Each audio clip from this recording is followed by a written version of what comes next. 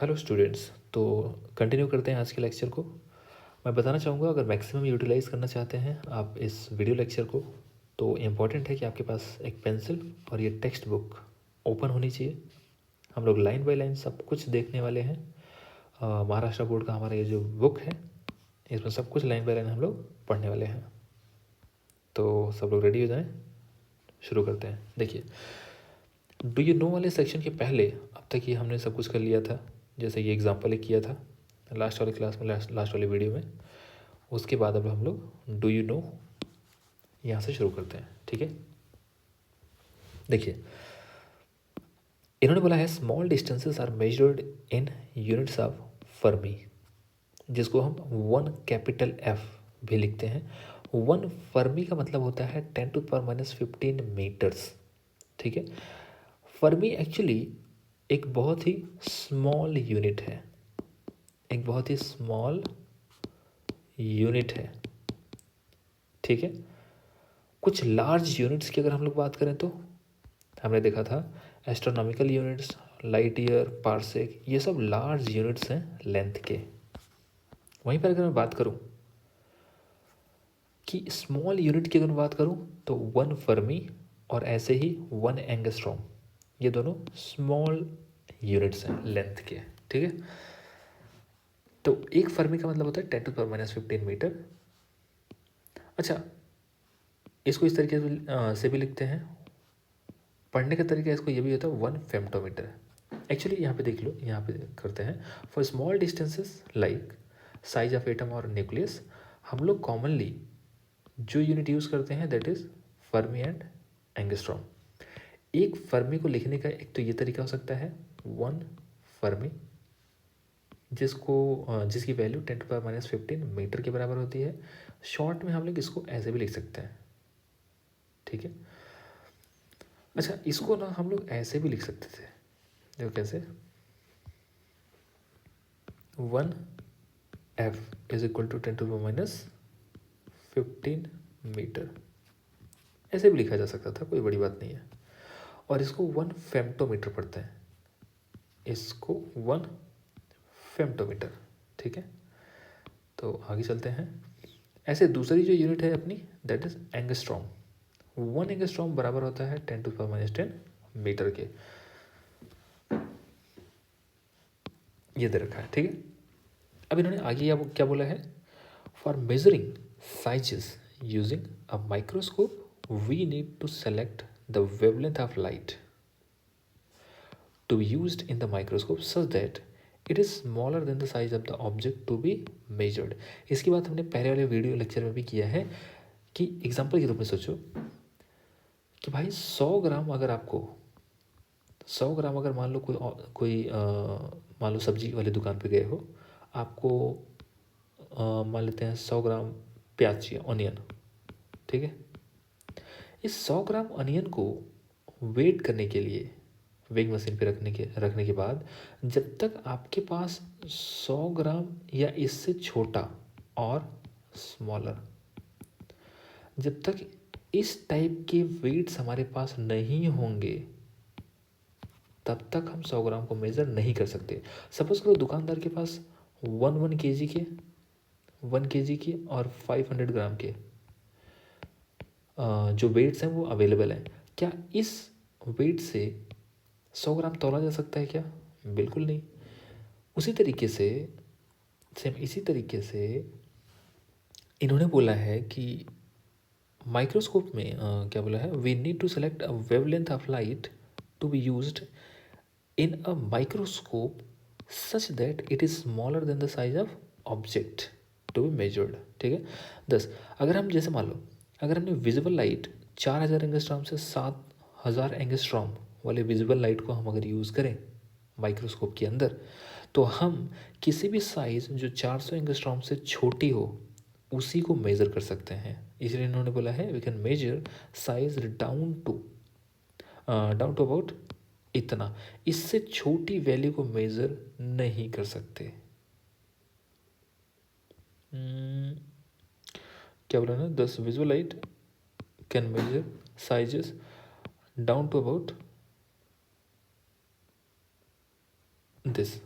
हाँ ठीक है। If we want to measure even smaller, अगर हम इस 4000 एंगस्ट्रॉम से छोटे ऑब्जेक्ट को अगर हम साइजेस को मेजर करना चाहते हैं तो हमें और स्मॉलर वेवलेंथ की ज़रूरत पड़ेगी। And so we use so the use of electron microscopy is necessary. अब इलेक्ट्रॉन माइक्रोस्कोपी की ज़रूरत क्यों पड़ी? इसकी ज़रूरत इसलिए पड़ी क्योंकि इसके पास स्मॉल वेवलेंथ होता है। एक्चुअली जो इलेक्ट्रॉन है, लैम्डा ऑफ इलेक्ट्रॉन जो है ये स्मॉलर होता है।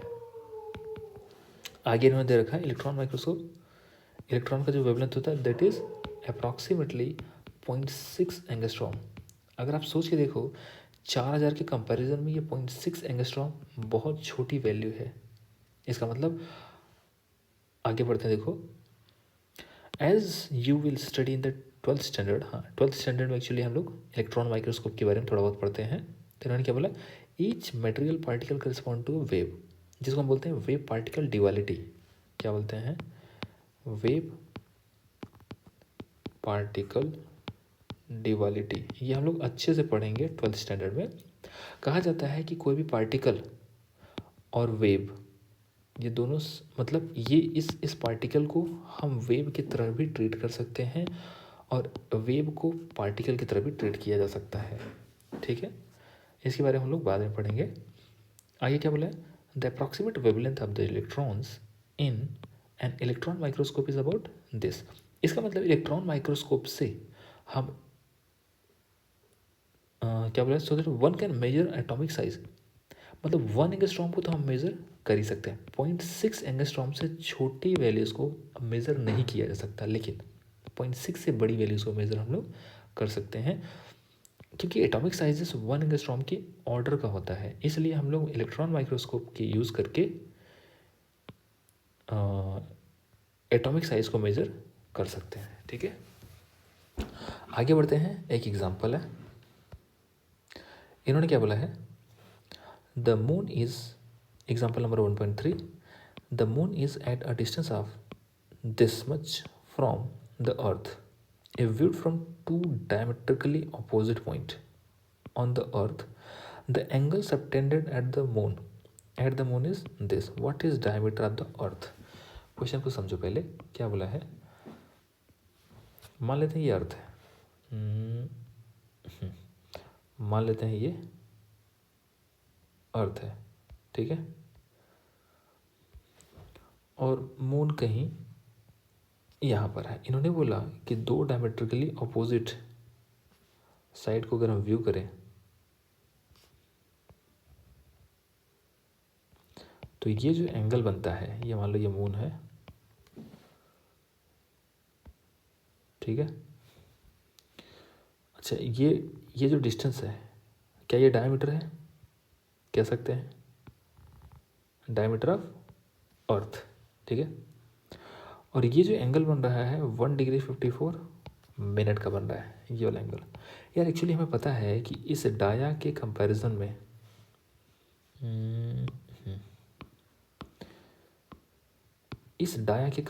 में ये लेंथ बहुत बड़े होते हैं। तो वो जो हमने अप्रॉक्सीमेशन सीखा है ना कि इसको मैं आर्क जैसा ट्रीट करूँगा और यहाँ से इस लेंथ को या इस लेंथ को या इस लेंथ को मैं आर्क की तरह ट्रीट करूँगा, ये आर्क है, ये डिस्टेंस है, इसको डी मान लो, जो भी मान लो। तो हम लोग ऐसा बोलते हैं कि जो आर्क होता है that is R into theta. तो उसी तरीके से जो अर्थ का ये जो लेंथ है डी ई, ये बराबर होगा ईयर डिस्टेंस, इसको आर मान लेते हैं, आर इंटू थीटा। ध्यान दें ये थीटा किस में होना चाहिए, रेडियन। अच्छा, थीटा गिवन कितना है, थीटा गिवन है 1 डिग्री 54 मिनट। तो सबसे पहले हम लोग इसको कन्वर्ट करेंगे रेडियन में। तो देखो सॉल्यूशन देखते हैं।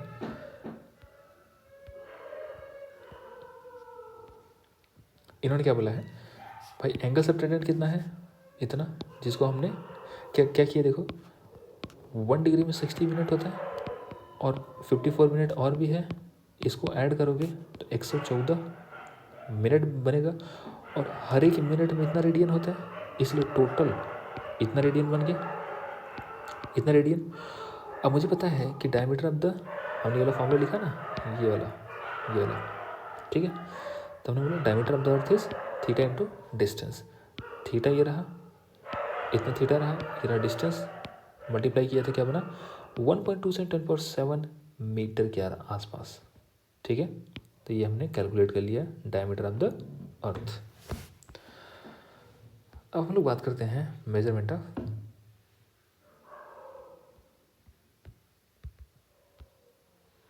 Of mass 1.4। तो देखिए क्या क्या बोला गया इसमें, इन्होंने पास since 1889 a kilogram was the mass of the shiny piece of a platinum iridium alloy. Actually ये बात कर रहे हैं उस स्टैंडर्ड के बारे में जो बोला ना, kilogram was mass of shiny piece of platinum iridium alloy. ये है, ये दिख रहा है, एक मिनट, ये देख पा रहे हो, इसके अंदर ये छोटा सा रखा है, ये क्या है, यही है प्लैटिनम इरिडियम का एलॉय। ये बहुत छोटा सा, इसको जूम करता हूँ, देखो ये बहुत छोटा सा दिख रहा है, ये जो दिख रहा है ना, ये एक्चुअली स्टैंडर्ड है किसका, ये है standard of mass. Actually weight है 1 kg का, यहाँ पर रखा हुआ है, और दुनिया के सारे लोग इसी वेट को, इसी 1 kg को 1 kg मानेंगे, और सभी लोग जब भी अपना दूसरा वाला वेट बनाएंगे तो इसी से कंपेयर करके बनाएंगे। तो ये एक स्टैंडर्ड है मास का, जिसको इस तरीके से बहुत ही संभाल के रखा गया है। हालांकि अब दूसरा तरीका यूज़ किया जाता है, लेकिन पहले सिंस 1889 तक इसी को हम रेफरेंस मानते थे, यही हमारा अल्टीमेट स्टैंडर्ड हुआ करता था, ठीक है। आगे बढ़ते हैं, आगे क्या बोला है, international bureau of weight and measure. ये एक ऑर्गेनाइजेशन होता है जहाँ पर हमारा सारे स्टैंडर्ड रखे हुए होते हैं, ठीक है, जहाँ से हम डिसाइड करते हैं कि 1 मीटर का मतलब क्या होता है, 1 सेंटीमीटर का मतलब क्या होता है, 1 kg कितना होता है, ये सब कुछ, ठीक है। This definition of mass has been modified on 20 May 2019। इस डेट को इसको मॉडिफाई कर दिया गया, the reason being that the carefully kept platinum iridium piece is seen to pick up micro particle। अब सोचो भाई, माइक्रो पार्टिकल ने भी इसको अफेक्ट कर दिया। क्या बोल रहे हैं, pick up micro particles of dirt and is also affected by atmosphere causing its mass to change.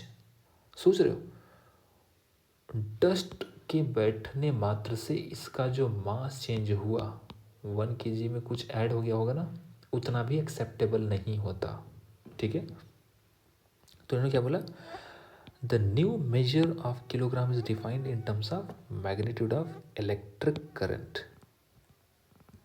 यह हमें ध्यान रखना है कि जो नया किलोग्राम को डिफाइन किया गया है नए तरीके से, उसमें इलेक्ट्रिक करंट के टर्म्स में डिफाइन किया गया है। We know that electric current can be use to make an electromagnet. ये वाली जो बातें लिखी जा रही है ना, ये बातें 12th स्टैंडर्ड में आपको ज़्यादा अच्छे से समझ में आएंगी, ठीक है।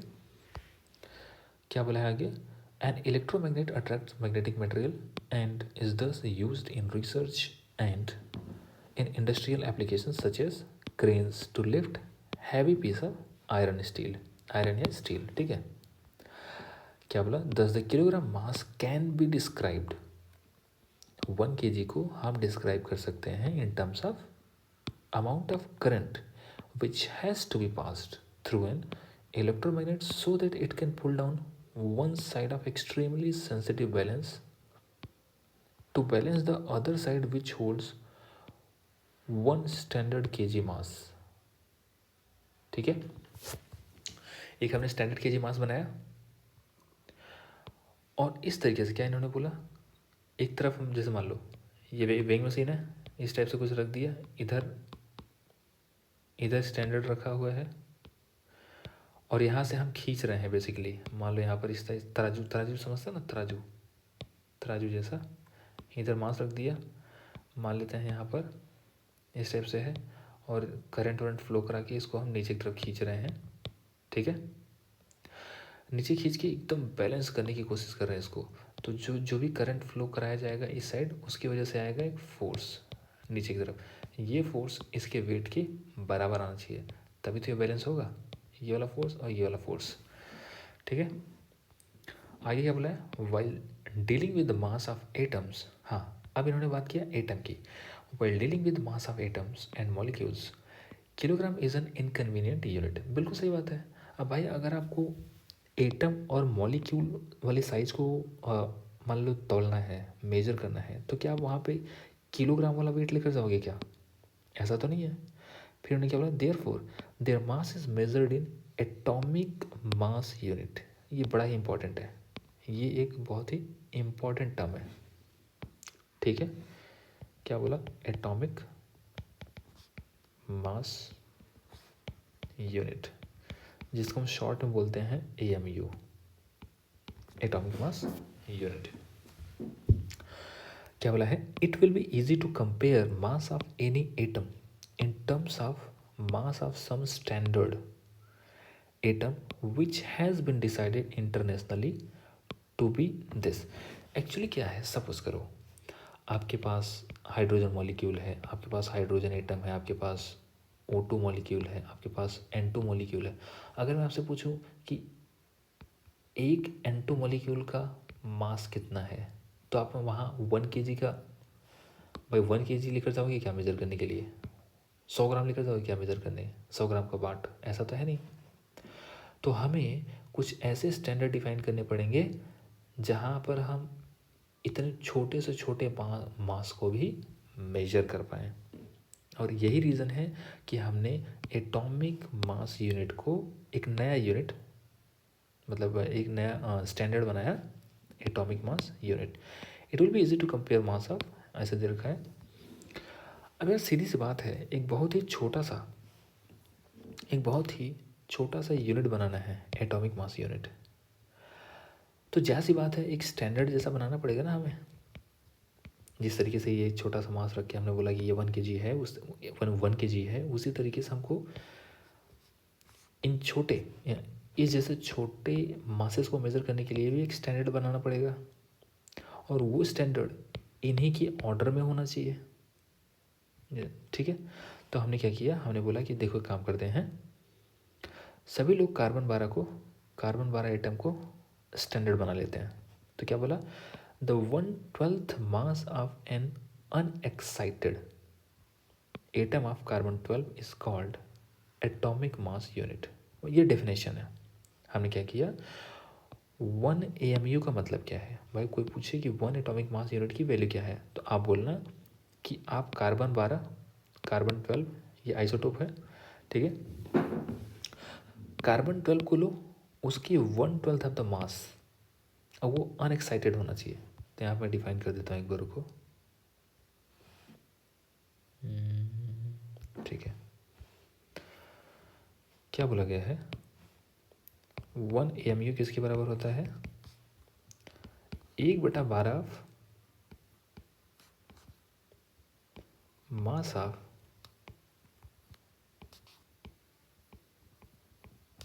Of C12 atom, which is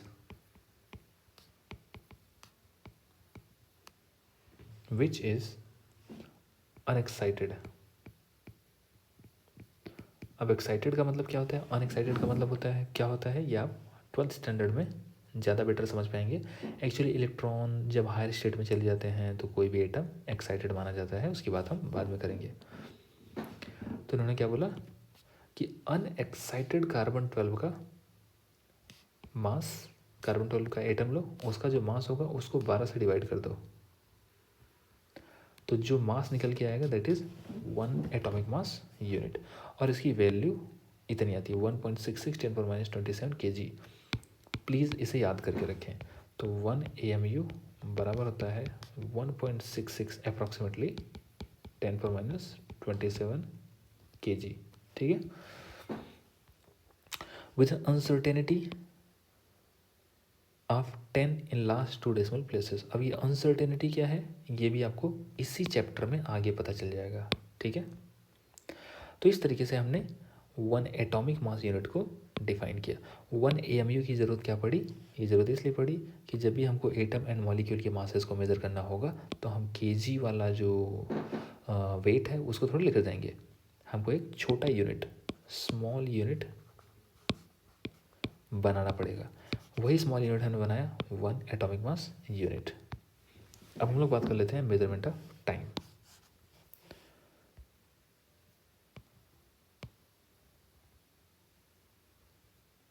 ठीक है, क्या बोला, the SI unit of time is second, बिल्कुल सही बात है। For many years duration of 1 mean solar day was considered as reference. Actually हुआ ये कि बहुत लंबे टाइम तक हम लोग duration mean solar day was considered, हाँ, टाइम को जब रेफरेंस लेते थे ना तो मेन सोलर डे के टर्म में ही टाइम को डिफाइन करते थे। हम बोलते थे अ main solar day is the average time. ये हमको पता है कि ये मेन सोलर डे क्या होता है, average time interval from 1 noon to next noon. इसका मतलब ये हुआ कि 12 डे वाला जो 12 टाइम है, मान लेते हैं 1 PM ले लेते हैं, 1 PM टू 1 PM, टोटल कितना टाइम हो जाएगा, 24 आवर, है ना। तो हम इन्होंने क्या बोला कि 1 PM से 1 PM तक का जितना भी टाइम होगा मैं इसको 24 आवर बोलूँगा। I take it as 24 hours. 1 hour is 60 minute. भाई हमको पता है कि 1 आवर कितना होता है, 60 मिनट। आगे क्या बोला इन्होंने, the each minute of is of 60 second. बिल्कुल सही बात है कि हर मिनट भी 60 सेकेंड्स का होता है। इसका मतलब ये हुआ कि जो मेन सोलर डे होगा, इसको नीचे लेकर जाते हैं, जो मेन सोलर डे होगा, मेन सोलर डे, उसमें टोटल 24 घंटे, हर घंटे में 60 मिनट, हर मिनट में 60 सेकेंड्स, तो टोटल 86,400 सेकेंड्स आ जाएंगे। इसका मतलब ये हुआ कि मेन सोलर डे में टोटल 86,400 सेकेंड्स होंगे, ठीक है। और इसी को ध्यान में रखते हुए हम बोलेंगे कि जो 1 सेकेंड होगा that will be 1 divide by, कहाँ है डिफाइंड एज 1 डिवाइड बाई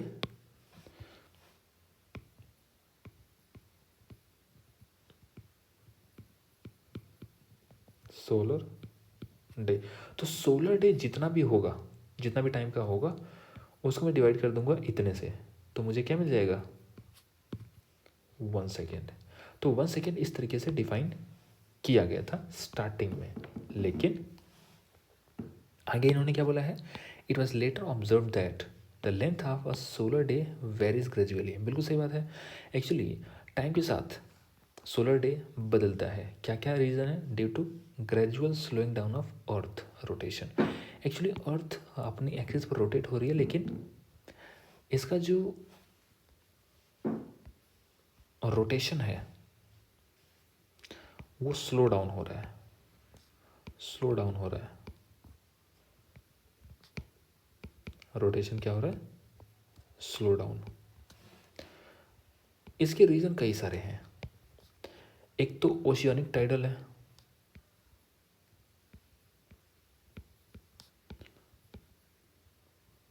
क्या बोलते हैं इसको, जैसे रेजिस्टेंस, इसको बोलते हैं रेजिस्टेंस वगैरह होते हैं। एक मिनट में आपको एग्जैक्ट वो वैल्यू बता देता, वो टर्म्स बता देता हूँ।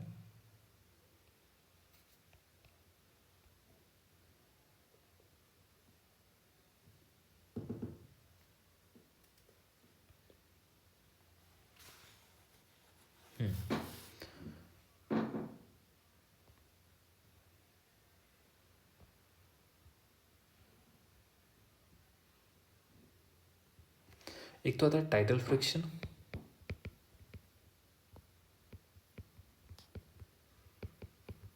Tidal friction. दूसरा आता है शिफ्ट इन अर्थ मास। और तीसरा रीजन है atmospheric and oceanic changes.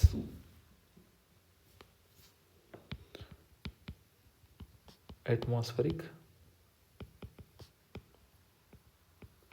Changes इन रीजन की वजह से जो अर्थ का रोटेशन है वो बेसिकली स्लो डाउन हो रहा है। हालांकि स्लो डाउन बहुत ही माइन्यूट सा है, ठीक है। तो इन्होंने क्या बोला, hence to get more standard and non wearing unit. Actually क्या होता है, हम ऐसे यूनिट बनाना चाहते हैं जो टाइम के साथ वेरी ना करें, ठीक है। तो इन्होंने क्या बोला, for measurement of time a caesium atomic clock is used. फिर क्या बोला, it is based on periodic vibrations produced in caesium atom. फिर क्या बोला आगे, in caesium atomic clock, caesium का हमने एक एटॉमिक क्लॉक बनाया। A second is taken as the time needed for this much vibration of the radiation emitted during a transition between two hyperfine state of cesium 133 atom. ये जो line का मतलब है ये ज़्यादा बेटर समझ में आएगा आगे, जैसे जैसे हम लोग फिजिक्स पढ़ते जाएंगे। ये एक आइसोटोप है सीजियम का। उसके बाद ये जो ट्रांजिशन है, ट्रांजिशन का क्या मतलब होता है, जब एटम के अंदर, मतलब इन्होंने क्या बोला है, रेडिएशन वेव एमिटेड ड्यूरिंग, क्या होता है, इलेक्ट्रॉन्स जब हायर स्टेट से लोअर स्टेट में जाते हैं इलेक्ट्रॉन्स, तो रेडिएशन एमिट होता है। तो इसकी बातें हम लोग आगे समझेंगे। इन्होंने क्या बोला कि इतने 919263 ये नंबर है, इतना लंबा सा नंबर, इतने सारे वाइब्रेशंस का जो टाइम होगा उस टाइम को बोलेंगे हम 1 सेकेंड। तो 1 सेकेंड को डिफाइन किया गया 9 19 26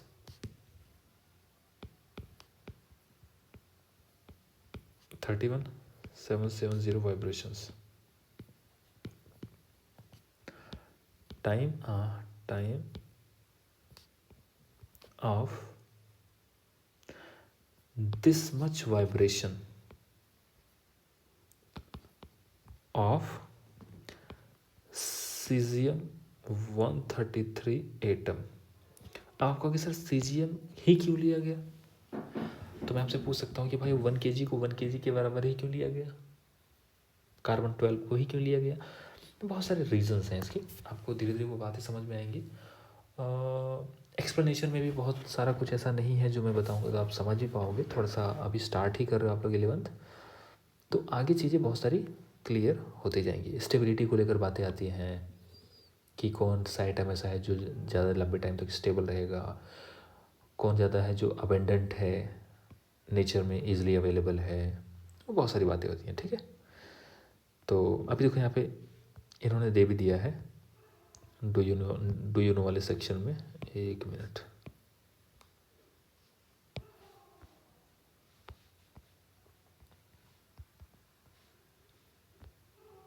तो हम लोग डू यू नो वाला सेक्शन देख ही लेते हैं आज। क्या बोला उन्होंने, why is only carbon used and not any other element for defining atomic mass. ये इनका क्वेश्चन है कि हमने भाई कार्बन 12 ही क्यों लिया, कोई और क्यों नहीं ले लिया, हमने हाइड्रोजन क्यों नहीं ले लिया, हमने नाइट्रोजन क्यों नहीं ले लिया, हमने ऑक्सीजन क्यों नहीं ले लिया। क्या बोला, carbon 12 is the most abundant isotope, सबसे ज़्यादा पाया जाने वाला isotope of carbon. Actually carbon के और भी आइसोटोप्स होते हैं, ठीक है, जिसमें से सबसे ज़्यादा पाया जाता है कार्बन 12, और सबसे ज़्यादा स्टेबल भी है ये। Around 98% of the available carbon is carbon 12। जैसे अगर आप बोलो, आप सोचो कि सर मैं तो नाइट्रोजन लूँगा। एक्चुअली जब आप नाइट्रोजन लोगे ना तो इसके बहुत सारे आइसोटोप्स होंगे वहाँ पर, ये भी होगा, ये भी, अलग अलग आइसोटोप्स होंगे, आइसोटोप्स। तो आपको पता ही नहीं चलेगा कि नाइट्रोजन का कौन सा वाला आइसोटोप आपने ले रखा है। तो उसके मास की बात नहीं कर पाएंगे हम, एक्यूरेट मास की बात नहीं कर पाएंगे। लेकिन यहाँ पर कार्बन 12 का मतलब कार्बन 12 तो हमें पता है, ठीक है। तो हम श्योरिटी से बता सकते हैं कि भाई कार्बन 12 हमने लिया है, 98% चांसेस है कि जो मैं बोल रहा हूँ वो सही है, ठीक है। फिर उन्होंने क्या बोला, earlier oxygen and hydrogen were used as the standard atom but various isotopes of oxygen and hydrogen are present in higher proportion and therefore it is more accurate to use carbon 12, ठीक है। तो मैं आशा करता हूँ, I hope कि ये बातें आपको समझ में आई हैं। आगे की क्लास में हम लोग पढ़ेंगे डायमेंशंस एंड डायमेंशनल एनालिसिस। ये बहुत ही ज़्यादा इंपॉर्टेंट होने वाला टॉपिक है पूरे के पूरे फिजिक्स के लिए। तो इसको हम अगली क्लास से शुरू करेंगे, ठीक है। तब तक के लिए थैंक यू।